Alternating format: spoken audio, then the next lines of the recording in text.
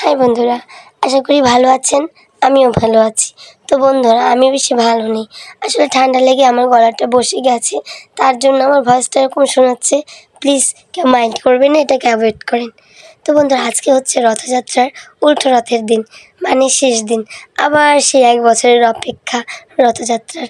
তবুও ভালো, 1 বছর তো দেখতে দেখতেই কেটে যাবে। সব ভালো যার শেষ ভালো তার।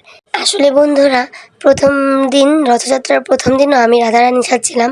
তো সেটা আপনাদের মাঝে তুলে ধরতে পারিনি বা সেই সময় পাইনি। আর ওই দিনটা বেশি ভালোও যায়নি, হিবিজিবির মধ্যে কেটেছে। তো তাই ভাবলাম আজকের দিনটা আপনাদের সামনে তুলে ধরি।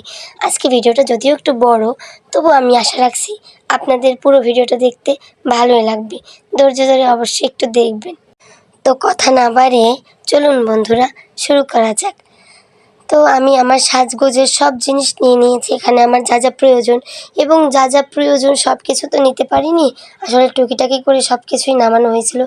এখানে হচ্ছে আমার 3টে শ্যাডো প্যালেট। তো উপরে যে হুদা বিউটির শ্যাডো প্যালেটটা দেখছেন, যার যার আছে তারা তারা তো অবশ্যই জানেন যে এইটার শিমার কত ভালো। তো এখানে হচ্ছে বিউটি গ্যাজেটের এইটা, আর হচ্ছে কালার বোর্ড, এই 2টা শ্যাডো প্যালেট আর হুদা বিউটির শিমারটা। তারপর হচ্ছে আমার লিপস্টিক বক্স, আর যেহেতু আমি একটু গ্রিনিশ টাইপের মধ্যে শাড়ি পরবো, তাই হচ্ছে গ্রিন কালার নেল পলিশ নিয়েছি।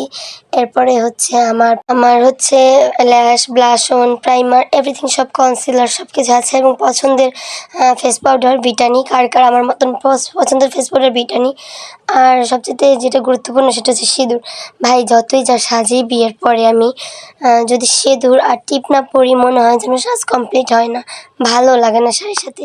সব কিছুই নিয়েছি। আর আমার ফাউন্ডেশন হচ্ছে মিস রোজের এই ফাউন্ডেশনটা, এই শেডটা। যদিও সুনিসার এই ফাউন্ডেশনটা আমি নিয়েছি, এটা আসলে আমি কনসিলার হিসেবে ব্যবহার করি, কারণ এত ব্রাইট আমার স্কিন না। আর ওই যে কনসিলার, ওইটার উপরে হচ্ছে কি আমি ওই সুনিসারটা ইউজ করি, তাইলে আর কি ভালো একটা কভারেজ আসে, একটা ভালো। আর এই মিস রোজের এই ফাউন্ডেশন, আর আপনাদের কার কার আমার মতন হচ্ছে ফাউন্ডেশনের মুখখার এই অবস্থা হয়? আমার তো ভাই হবেই। আমি পরিষ্কার করি, তারপর 3-4 বার ইউজ করার পর এটা হবেই। আর আমার শ্যাডো প্যালেট 3টাই এখন হয়ে যাবে, যদিও আর ছিল, এগুলো লাগবে না।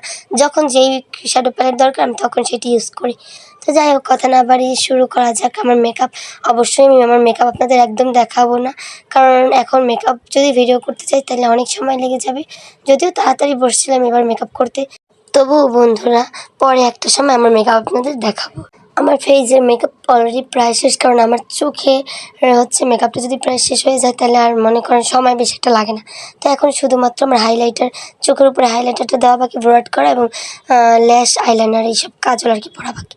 তো এই তো বন্ধুরা, মুখ নাই দেখাই একসাথে ফুল মেকআপ দেখাবো, এই জন্য মুখটা ঢেকে রাখছি। আমার চোখের মেকআপ কমপ্লিট, শুধুমাত্র ল্যাশ পরা বাকি। আমার মেকআপ সব কিছুই প্রায় কমপ্লিট। তো এখন হচ্ছে আমার অর্নামেন্টস, আমি কী কী পরবো। যেহেতু গ্রিন কালার আর ইয়েলো কালার কম্বিনেশনের শাড়ি পরছি, তো আমি একটু গ্রিন টাইপেরই ম্যাচিং করার চেষ্টা করব। তাই আমি এই কানের দুলটা পরবো। এখানে কিন্তু বন্ধুরা 2টা কানের দুল, একটা সাদা আর একটা হচ্ছে গ্রিন। তো গ্রিনটা পরে নিব। আর কে কে আমার মতন এইরকম বক্সে করে কানের দুল রাখেন, কারণ বক্সে করে রাখলে অনেক ভালো হয়। আর বিশেষ করে আমি তো আইসক্রিমের বক্সগুলোয় রাখি বেশিরভাগ, অবশ্যই কমেন্ট করে জানাবেন। আর গলায় এইটা পরবো, এটা যেহেতু সাদা, তবে নিচে হচ্ছে পাথরগুলা গ্রিন গ্রিন আছে, ভালোই লাগবে, খারাপ লাগবে না। তো এবার হচ্ছে আমার অন্য অর্নামেন্টসগুলো। তো বন্ধুরা ভাবতে পারেন চুড়ি এভাবে কেন রাখি, আমি কাচের চুড়িগুলো এভাবেই রাখি। আরও বক্সে অনেক আছে, তো এই কটা ছিল, এটাই রেখে দিচ্ছি। কাচের চুড়ি এভাবে রাখলে অনেক সেফ থাকে। এটা হচ্ছে আমার ফেভারিট হচ্ছে বিছা। আমার এই বিছাটা পরতে অনেক বেশি কমফোর্টেবল ফিল হয়। আর এইটা কিন্তু একদম পরবো না, কারণ এটা আমি আজকে একটু ম্যাচিং করার চেষ্টা করব। এই বাটার ভিতরে প্রথমে ভাবছিলাম এই বক্সটার ভিতরে ছিল না, বাট পরে খুঁজে দেখি যে না, এই বক্সটার ভিতরেই আছে। ভাগ্যিস অন্য বক্সগুলো খুলি নেই, খুললে পরে তো আমার সেই গোছানো লাগতো। তো বন্ধুরা, এই তো এইটা পরবো আমি আজকে গলায়, আর ওই লম্বাটা। তো বেশি কথা না বাড়িয়ে চলুন আপনাদের রেডি হয়ে একদম দেখিয়ে দিই। তো এই তো আমার ফাইনাল লুক। বন্ধুরা, আপনাদের কেমন লাগছে অবশ্যই কিন্তু জানাবেন। একদম শাড়ি টাড়ি পরে পুরো রেডি হয়ে আপনাদের মাঝে চলে আসলাম। বাই দ্য ওয়ে, শাড়ি পরা কেমন হয়েছে অবশ্যই জানাবেন। আর এই শাড়ি পরাতে কিন্তু আমার হাজব্যান্ড আমাকে 100% হেল্প করছে। সে কিন্তু আমাকে প্রায় শাড়ি পরা এবং চুল বাঁধা সব কিছুতেই আমার হাজব্যান্ড আমাকে অনেক হেল্প করে। মাঝে মাঝে তো অর্নামেন্টসও পরিয়ে দেয় দেরি হয়ে গেলে।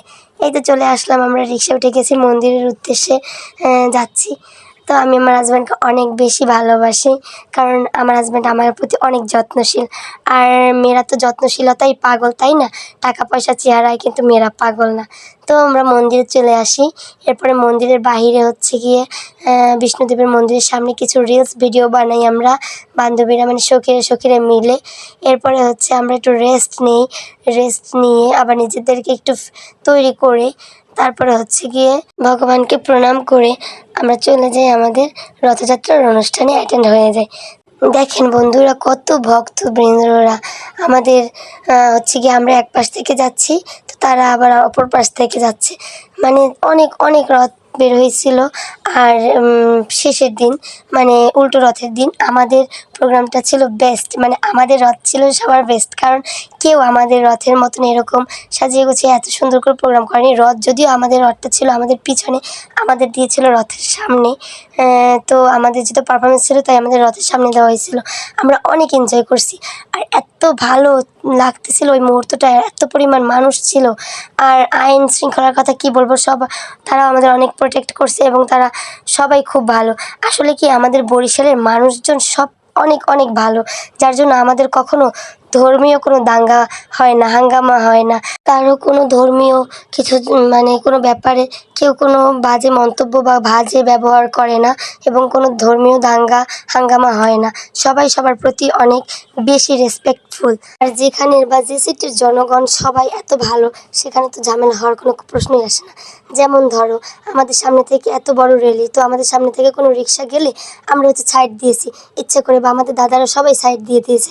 আবার রিক্সাওয়ালা বা অন্য কোনো ধর্মের লোকেরা যখন দেখে যে র্যালি যাচ্ছে, তখন তারাও গাড়ি থামিয়ে ওয়েট করছে, কোনো কিন্তু ঝামেলা করেনি। তো সেখানে আর কী বলার বলেন? তারাও স্যাক্রিফাইস করে তাদের সময়, আমরাও আমাদের সময় স্যাক্রিফাইস করি। এটা না থাকলে কখনোই সমঝোতা আসে না, আর সম্প্রীতিটাও থাকে না। সম্প্রীতিটাই হচ্ছে মেয়ে।